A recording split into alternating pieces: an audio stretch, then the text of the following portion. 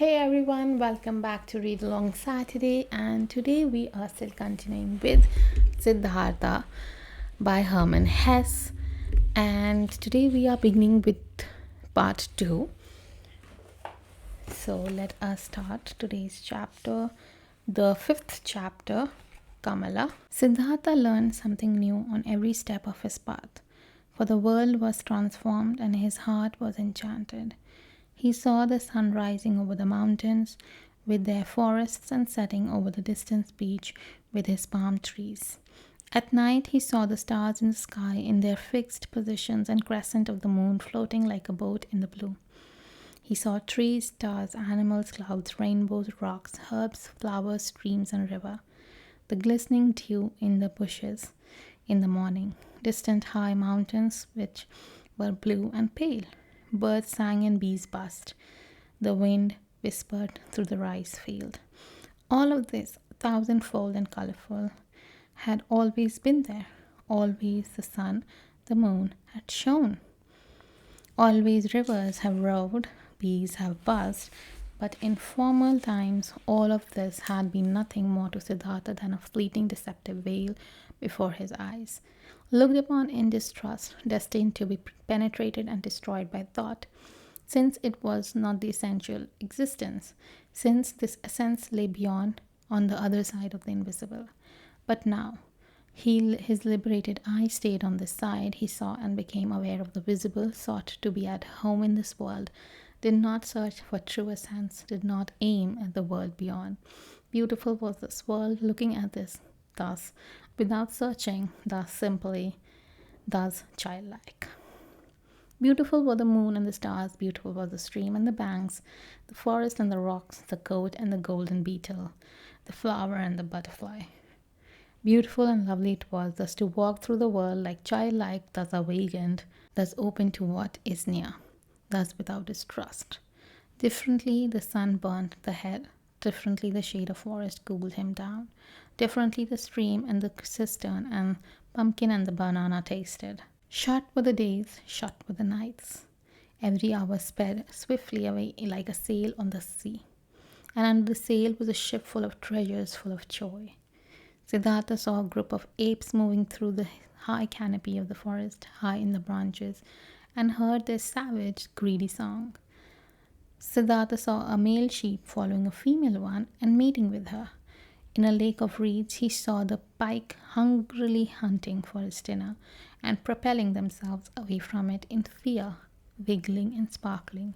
The young fish jumped in droves out of the water. The scent of strength and passion came forcefully out of the hasty eddies of the water, which the pike stirred up, impetuously hunting. All of this had always existed. He had not seen it. He had not been with it. Now he was with it. He was part of it. Light and shadow ran through his eyes. Stars and moons ran through his heart. On the way, Siddhartha also remembered everything he had experienced in the garden of Jetavana. The teaching he had heard there, the divine Buddha, the farewell from Govinda, the conversation with the Exalted One.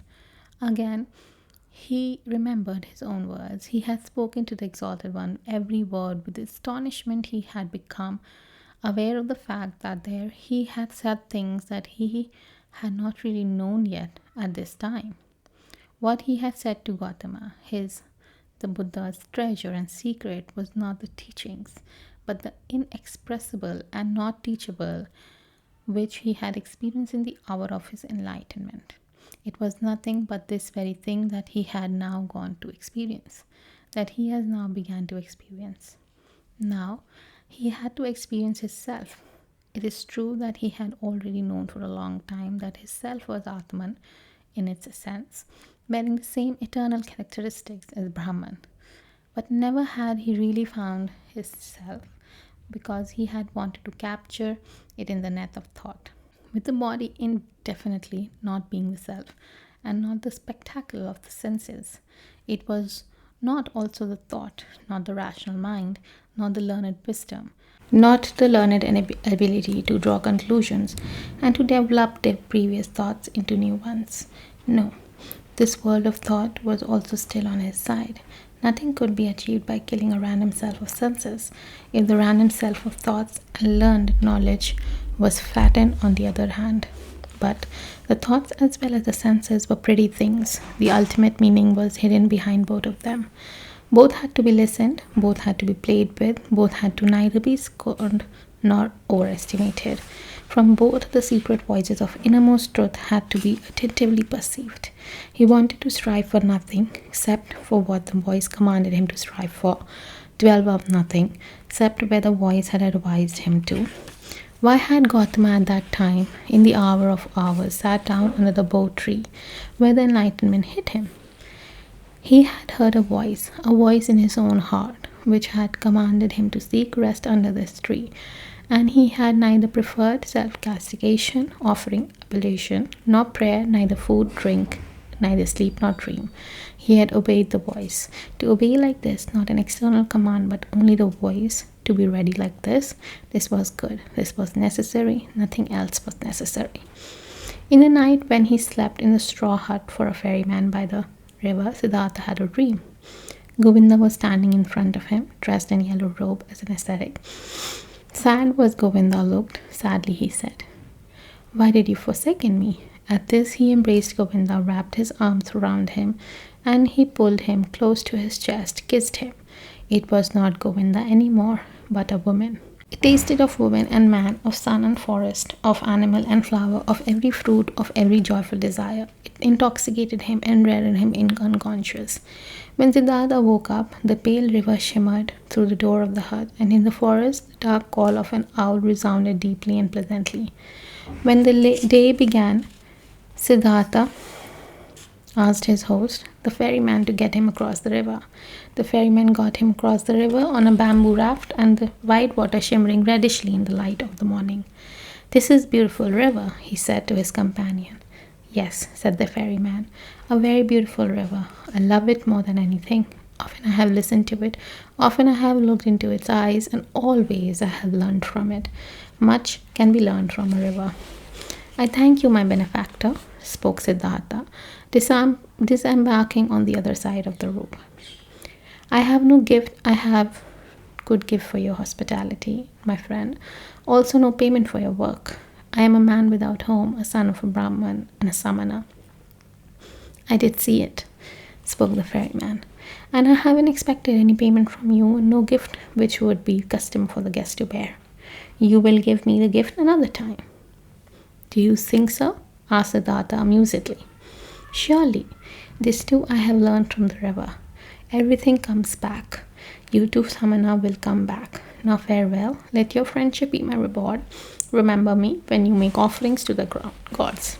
Smiling, they parted. Siddhartha smiled, happy about the friendship and the kindness of the ferryman. He is like Govinda, he thought. All I meet on my path are like Govinda. All the thankful, though they are the ones who have to write to receive thanks. All are submissive. All would be my friends, like to obey, think little. Like children are all people. At about noon, he came through a village. In front of the mud cottage, children rolled in the streets, playing with pumpkin seeds and seashells, screamed and wrestled, but they ultimately fled from the unknown Samana. At the end of the village, the path led through the stream. By the side of the stream, a young woman was kneeling and washing clothes. When Siddhartha greeted her, she lifted her head and looked up at him with a smile, so that he saw the white in her eyes glistening. He called out a blessing to her, as it was a custom among travelers, and asked how far he still had to go to reach the last city. Then she got up and came to him, her wet mouth shimmering beautifully in her young face. She exchanged humorous banter with him, asked whether he had eaten already, whether he was true that the Samana slept alone in the forest at night and were not allowed to have any women with them. While talking, she put her foot on his right one and made a movement, as a woman does who wants to initiate the kind of sexual pleasure with a man, which the textbook called climbing a tree. Siddhartha felt his blood heating up. Since in this moment he had to think of his dream again, he bent down and kissed the woman. Looking up, he saw her face, smiling full of lust, and her eyes, with contracted pupils, begging with desire. Siddhartha also felt the desire and felt the source of his sexuality moving. But since he had never touched a woman Before, he hesitated for a moment while his hands were already prepared to reach out for her. And in this moment, he heard, shuddering with awe, the voice of his innermost self. And this voice said, "No." Then all charm disappeared from the young woman's smiling face. He no longer saw anything else but a damn glance of a female animal in heat. Politely, he patted her cheek, turned away from her, and disappeared away with the disappointed woman with light steps into the bamboo wood. On this day, he reached the last city before the evening and was happy, for he felt the need to be among people. For a long time, he had lived in forest, and the straw hut of the ferryman in which he had slept that night had been the first roof he had over his head for a long time. Before the city, in a beautiful fence grove, the traveler came across a small group of servants, both male and female, carrying baskets. In their midst, carried 4 servants. In an ornamental sedan chair sat a woman, the mistress, on a red pillow under a colorful canopy. Siddhartha stopped at the entrance to the pleasure garden and watched the parade, saw the servants, amazed the baskets, saw the sedan chair, and saw the lady in it. Under the black hair, which was made to tower high on her head, he saw a very fair, very delicate, very clever face, and a brightly red mouth like a freshly cracked pig, eyebrows which were well tended and painted in high arch, smart and watchful dark eyes, a clear tall neck rising from a green and golden garment, resting fair hands long and thin with white gold bracelets on the wrists. Siddhartha saw how beautiful she was, and his heart rejoiced. He bowed deeply with the sedan chair came closer, and straightening up again, he looked at the fair, charming face, read for a moment in the smart eyes with the high arch above, breathed in a slight fragrance he did not know. With a smile, the beautiful woman nodded for a moment and disappeared into the grove, and the servants also well. Thus, I am entering the city, Siddhartha thought, with a charming omen.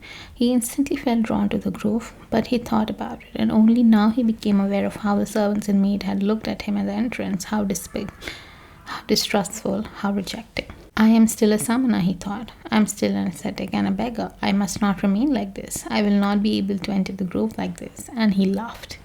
The next person who came along this path, he asked about the grove and for the name of the woman, and was told that it was the grove of Kamala, the famous courtesan, and that aside from the grove, he owned a house in the city.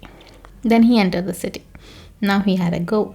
Pursuing his goal, he allowed the city to suck him in, drifted through the flow of streets, stood still on the squares, rested on the stairs of stone by a river. When evening came, he made friends with the barber's assistant, whom he had seen working in the shade of an arch in the building, whom he found again praying in the temple of Vishnu, to whom he told stories of Vishnu and Lakshmi. Among the boats by the river, he slept in the night, and early in the morning, before the first customer came into his shop, he had the barber's assistant shave his beard, cut his hair, comb his hair, and put fine oil. Then he went to take his bath in the river. When late in the afternoon the beautiful Kamala approached her grove in the sedan chair, Siddhartha, standing at the entrance, made a low bow and received the courtesan's greeting. But that servant who walked at the very end of the train, he motioned to him and asked him to inform his mistress that a young Brahman who wished to talk to her. After a while the servant returned, asked him who had been waiting to follow him, conducted him, who was following him without a word, into a pavilion where Kamala was lying on a couch, and left him alone with her. "Weren't you already standing out there yesterday greeting me?" asked Kamala.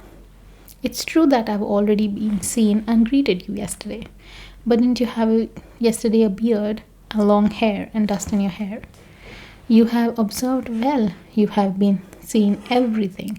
You have seen Siddhartha, the son of Brahman, who had left his home to become a samana, and who had been a samana for 3 years. But now I have left that part and have come into the city. The first one I met, even before I had entered the city, was you.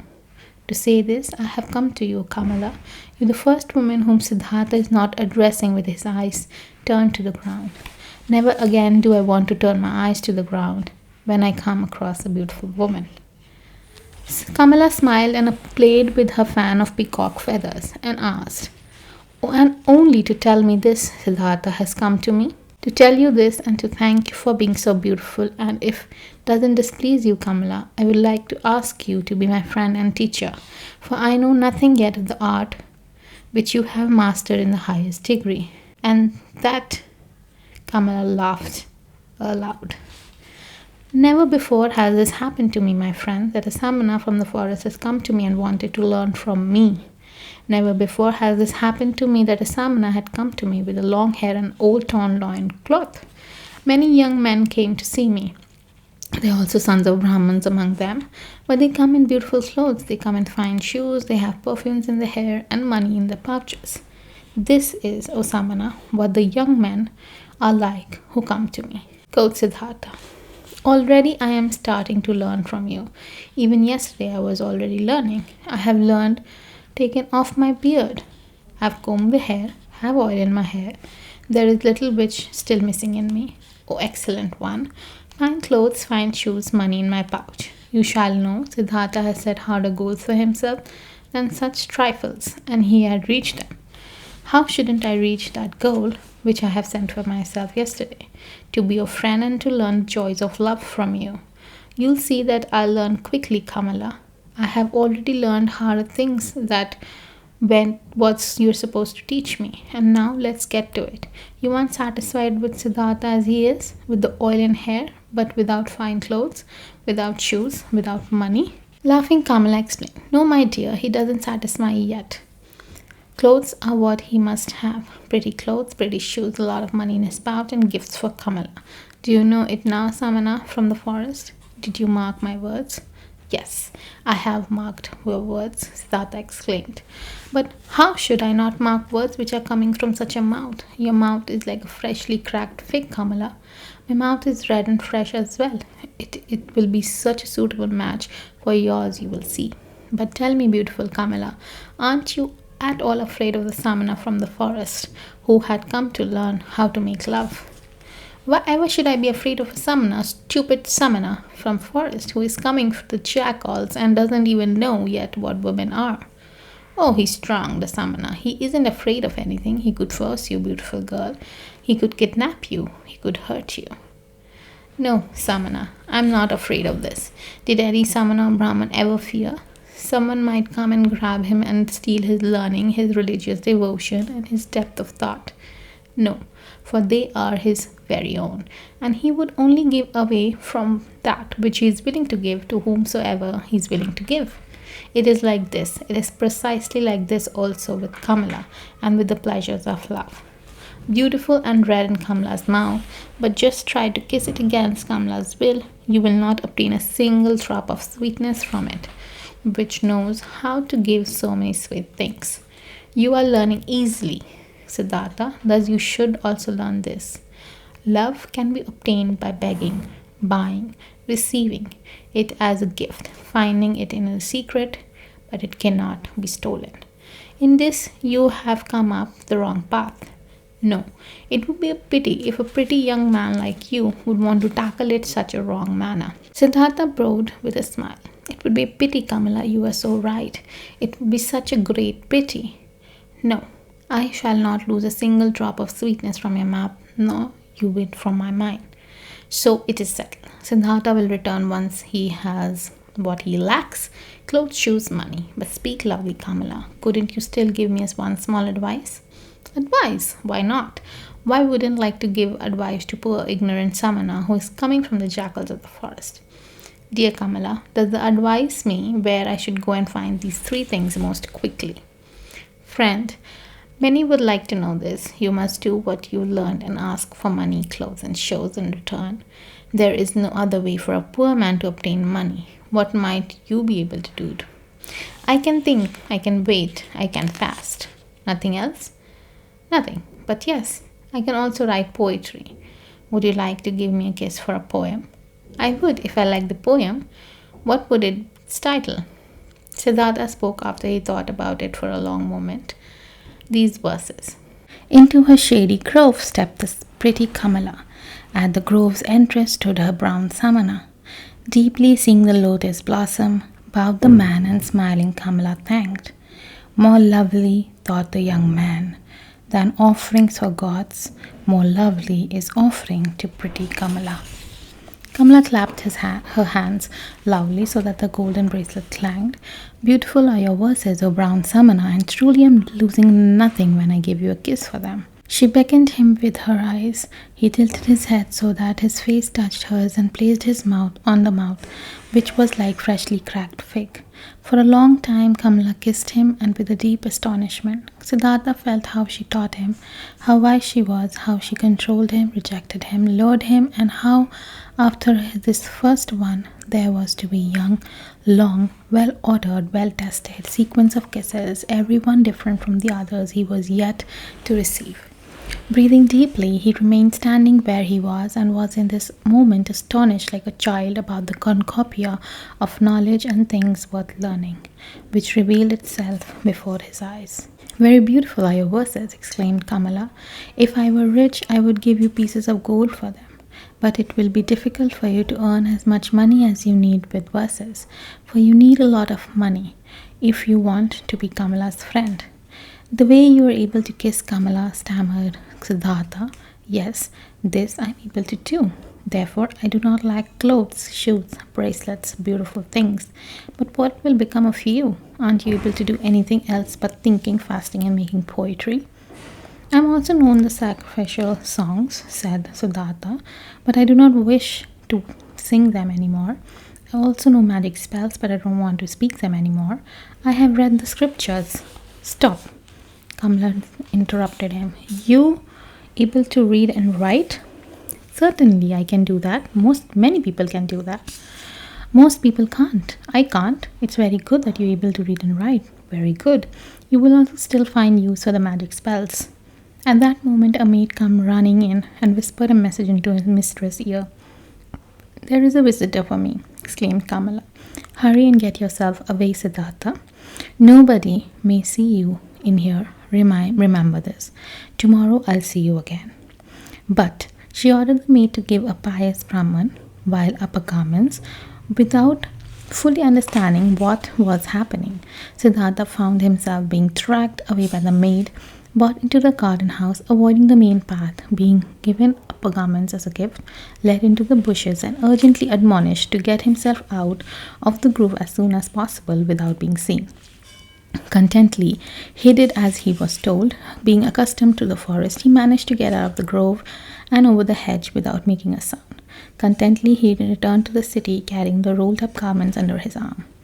At the inn where travelers stayed, he positioned himself by the door. Without words, he asked for food. Without a word, he accepted a piece of rice cake. Perhaps as soon as tomorrow, he thought, I will not ask anyone for food anymore. Suddenly, pride flared up in him. He was not a summoner anymore. It was no longer becoming to him to beg. He gave the rice cake to a dog, remained without food. Simple is the life which people lead here in this world, thought Siddhartha. It presents no difficulty. Everything was difficult, toilsome, and ultimately hopeless when I was still a summoner. Now everything is easy like the lessons in kissing which Kamala gives me. I need clothes and money, nothing else. This is a small goal, it won't make a person lose any sleep. He had already discovered Kamala's house in the city long before. There he turned up the following day. Things are working out well. She called out to him, They are expecting you at Kanmaswami's. He's the richest merchant of the city. If he likes you, he'll accept you in his service.